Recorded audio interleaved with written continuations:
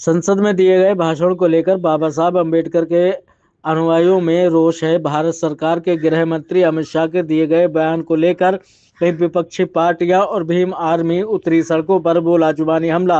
वहीं फिरोजाबाद में जिला अधिकारी कार्यालय पर पहुंचकर जमकर नारेबाजी की और धरना प्रदर्शन किया। वहीं कल संसद में केंद्रीय गृह मंत्री अमित शाह द्वारा दिए गए भीमराव अंबेडकर पर भाषण को लेकर अभद्र टिप्पणी करने को लेकर वहीं भीम आर्मी और कांग्रेस पार्टी के कई कार्यकर्ता सड़कों पर उतरे की जमकर नारेबाजी। जी, क्या किस तरह से अमित शाह के बयान को आप लेते हैं, किस तरह से उन्होंने बात की? ये माननीय अमित शाह जी देश के गृह मंत्री हैं और जिस तरीके से राज्यसभा में उनके द्वारा जो टिप्पणी की गई है वो अशोभनीय है।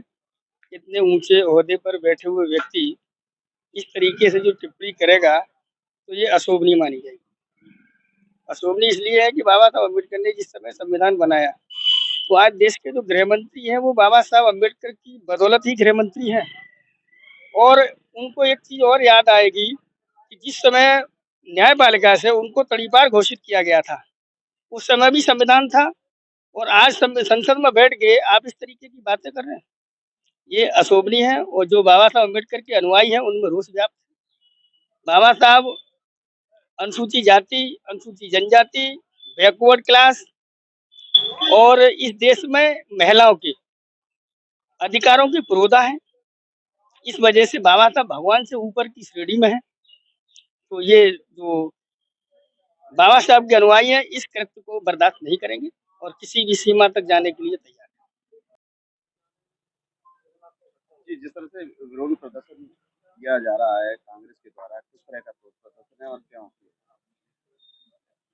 अम्बेडकर साहब के विरुद्ध तमाम टिप्पणियां हो रही हैं। इस देश के गृह मंत्री हैं, उन्हें बहुत विद्वान बताया जाता है और कर्मठ नेता हैं यहाँ के भारतीय जनता पार्टी। लेकिन जिस तरह से उन्होंने अम्बेडकर साहब पे टिप्पणी की है वो अति निंदनीय है।